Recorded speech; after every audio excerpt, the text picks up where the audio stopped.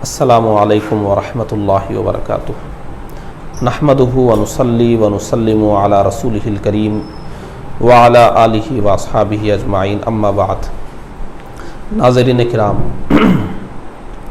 اللہ تبارک و تعالیٰ کے بارے میں ہم کو کیا ایمان رکھنا چاہیے، اس موضوع پر بات ہو رہی ہے۔ بالخصوص ہم نے توحید کے سلسلے میں بات پیش کی تھی۔ آج ہم خاص طور پر اپنا ایک درد پیش کرنے والے ہیں، اور یہ کسی پر تنقید نہیں ہے اور کسی کو برا بھلا بولنا نہیں ہے، بلکہ ایک دعوت فکر ہے، دعوت انصاف ہے۔ کچھ حقائق ہم پیش کریں گے اور آپ کو سوچنے کی دعوت دیں گے کہ آپ ان حقائق کی روشنی میں سوچئے کہ ہم سنیوں پر وہابیوں اور دیوبندیوں کا جو الزام ہے کہ ہم سنی شرک میں مبتلا ہیں، شرکیہ اعمال کرتے ہیں، ہم مشرک ہیں، یہ جو الزام ہے ہمارے اوپر، اس سے ہم کو بہت تکلیف ہے اور رہے گی۔ ہم کچھ ایسے حقائق پیش کریں گے، آپ کو سوچنا ہے ان حقائق کی روشنی میں کہ اس الزام میں کہاں تک سچائی ہے۔ یہاں کوئی جذباتی بات نہیں ہے، بلکہ غیر جانبدار ہو کر آپ کو سوچنا ہے اور انصاف کے ساتھ فیصلہ کرنا ہے۔ سب سے پہلے آپ حضور اکرم سید عالم صلی اللہ علیہ وآلہ وسلم کی ایک حدیث مبارک سنیے۔ حضور نے ارشاد فرمایا کہ مجھے اس بات کا خوف نہیں ہے کہ میری امت میرے بعد شرک میں مبتلا ہوگی۔ ہاں، دنیا داری میں مبتلا ہو سکتی ہے، اس کا مجھے خوف ہے۔ یہ بالکل صاف صحیح حدیث ہے۔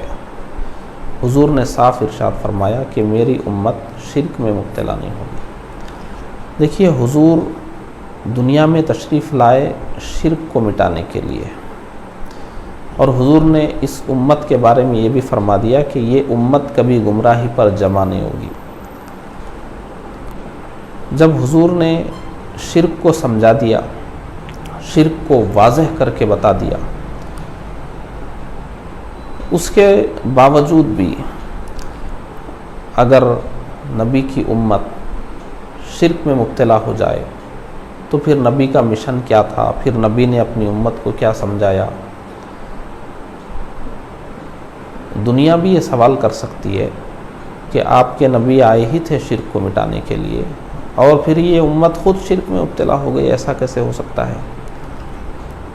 ہمارے نبی خاتم النبیین بن کر تشریف لائے، اور کسی نبی کو آنا نہیں ہے۔ ہمارے نبی نے شرک کو اتنا واضح کر کے بیان فرما دیا ہے کہ شرک کے تعلق سے امت شبہ میں مبتلا نہیں ہو سکتی۔ کیا شرک ہے، کیا شرک نہیں ہے، یہ نبی نے واضح فرما دیا ہے۔ اب دیکھیے، ہم سنی انبیاء کرام اور اولیاء کرام کا وسیلہ لیتے ہیں، ہم شفاعت کے قائل ہیں، ہم انبیاء کرام اور اولیاء اعظام سے استعانت کرتے ہیں، یعنی مدد مانگتے ہیں، ان کے مزارات پر جاتے ہیں، ندائے یا رسول اللہ کرتے ہیں، قیام میلاد النبی صلی اللہ علیہ وسلم کرتے ہیں، حضور کے لیے علم غیب مانتے ہیں، انبیاء کرام اور اولیاء اعظام کے لیے تصرفات اور اختیارات مانتے ہیں، ہم ائمہ اربعہ میں سے کسی ایک امام کی تقلید کرتے ہیں، اور ان تمام کاموں کو وہابیہ اور دیابنا شرک کے کھاتے میں ڈالتے ہیں۔ اس کو شرک کہتے ہیں۔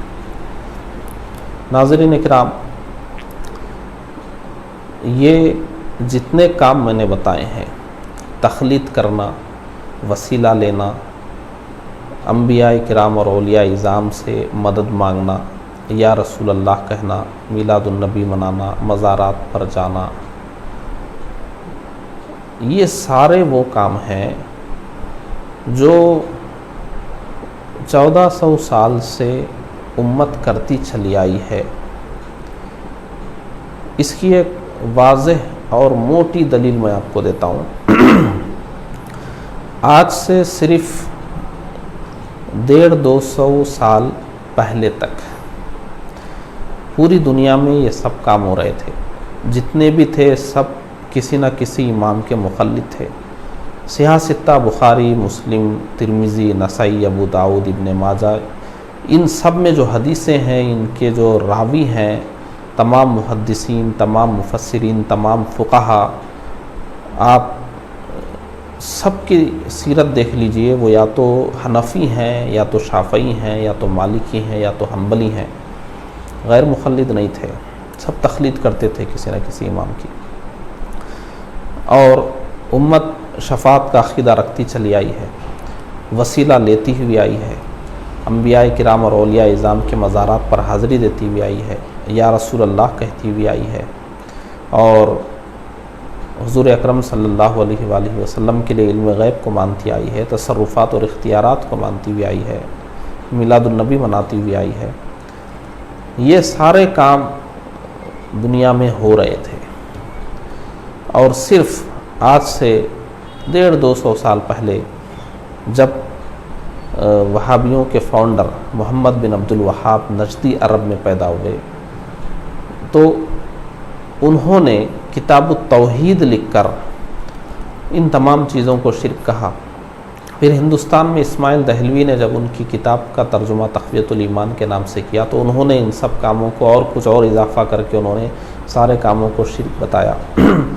جبکہ ان لوگوں کے کتابیں لکھنے سے پہلے، ان کے بولنے سے پہلے یہ سب کام چل رہے تھے.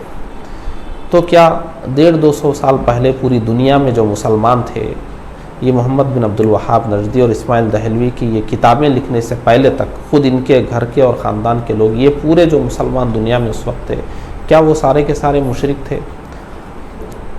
ان کے لکھنے کے بعد شرک سمجھ میں آیا لوگوں کو، یہ شرک ہے، یہ شرک ہے، یہ شرک ہے. آپ خود دیکھیے ساری چیزیں ہوتی تھی اور سب کچھ تھا. اس کی ایک موٹی دلیل آپ دیکھیے، واضح اور موٹی دلیل کیا ہے وہ میں آپ کو بتاتا ہوں. کسی بھی وہابی کو، کسی بھی دیوبندی کو آپ پوچھئے کہ آپ کے والد صاحب سنی تھے یا وہابی تھے؟ چلیے وہ کہیں گے ہمارے والد صاحب بھی وہابی تھے یا دیوبندی. یا آپ کے دادا، ان کو بولنا پڑے گا کہ سنی تھے. جتنے بھی اس وقت وہابیوں میں چلے گئے یا دیوبندیوں میں چلے گئے، وہ سب پہلے سنی ہی تھے، وسیلہ بھی لیتے تھے، یا رسول اللہ بھی بولتے تھے، مزارات پر بھی جاتے تھے، فاتحہ بھی دلاتے تھے.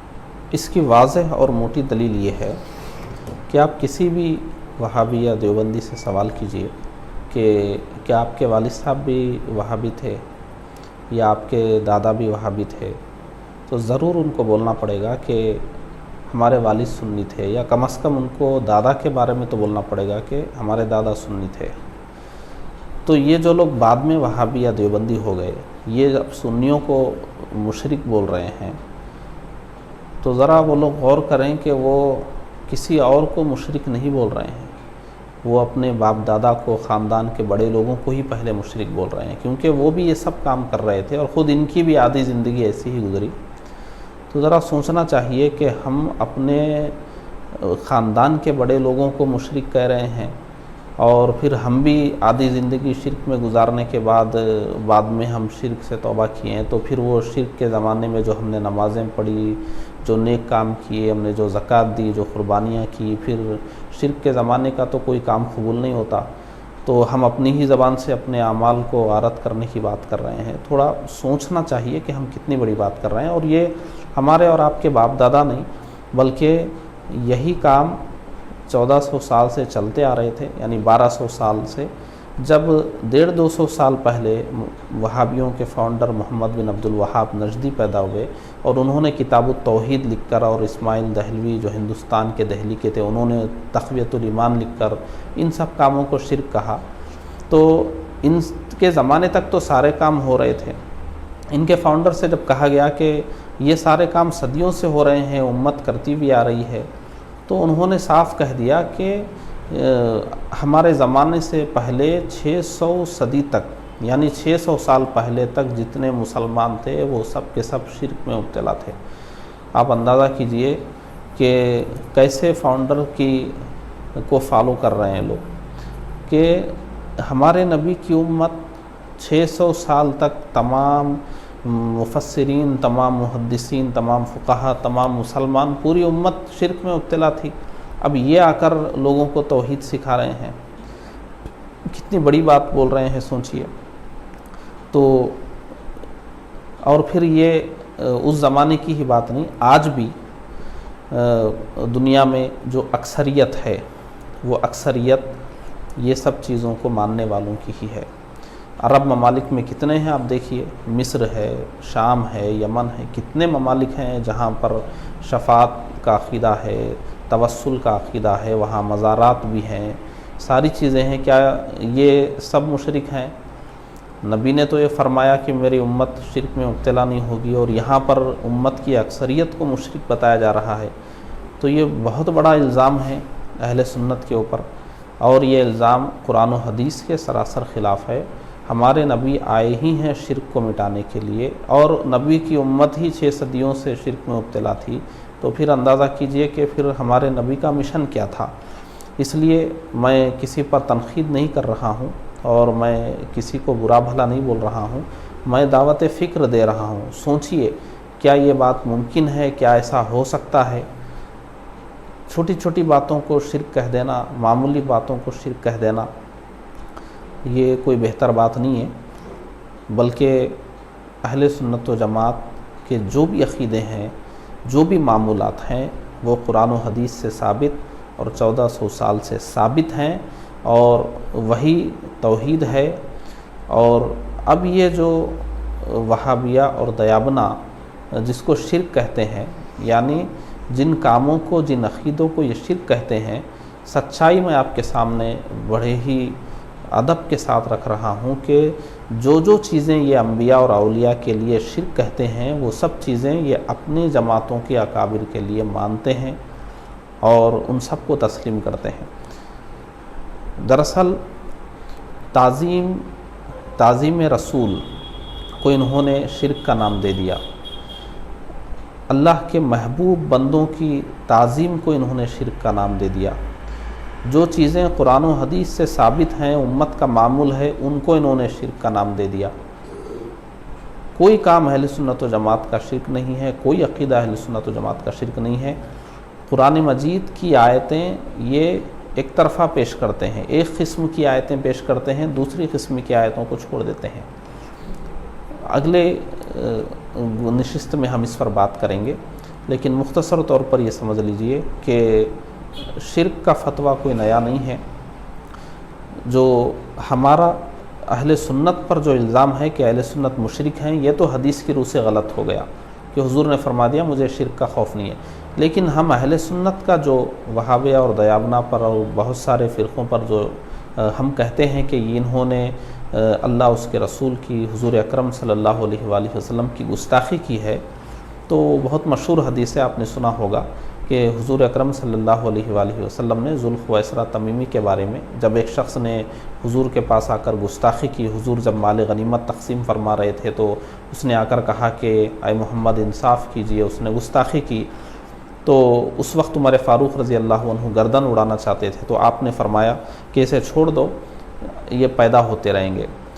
تو حدیث تو ہماری تائید کرتی ہے، حضور نے فرمایا مجھے شرک کا خوف نہیں ہے، اور ہم کو مشرک کہتے ہیں، جبکہ ہم ان کو گستاخ رسول کہتے ہیں، اور حضور نے فرمایا کہ گستاخ رسول پیدا ہوتے رہیں گے۔ تو ہمارا جو الزام ہے وہ درست ہے اور واقع کے مطابق ہے، اور وہ حضور کے فرمان سے بھی وہ چیز ثابت ہوتی ہے کہ گستاخ رسول پیدا ہوتے رہیں گے، لیکن جو امت ہے وہ توحید پر ہی قائم رہے گی، شرک میں مبتلا نہیں ہوگی۔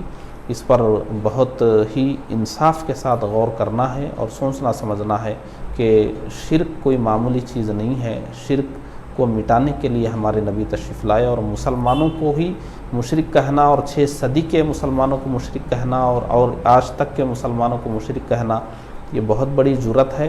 اس پر سوچنا چاہیے، میں دعوت فکر دے رہا ہوں۔ وہ لوگ جو سنیوں کو مشرک کہتے ہیں وہ سوچیں، وہ کہتے ہیں کافر کو کافر نہیں کہنا چاہیے، مگر وہ سنیوں کو مشرک کہتے ہیں، ان کے حساب سے تو مشرک کو بھی مشرک نہیں کہنا چاہیے، مگر وہ ہم کو مشرک کہتے ہیں، تو ان کا یہ دوہرا معیار ہے۔ دعوت فکر ہے، سوچیں، اور جب ہم اگلی نشست میں بیٹھیں گے تو اس سلسلے میں اور بھی کچھ حقائق پیش کریں گے۔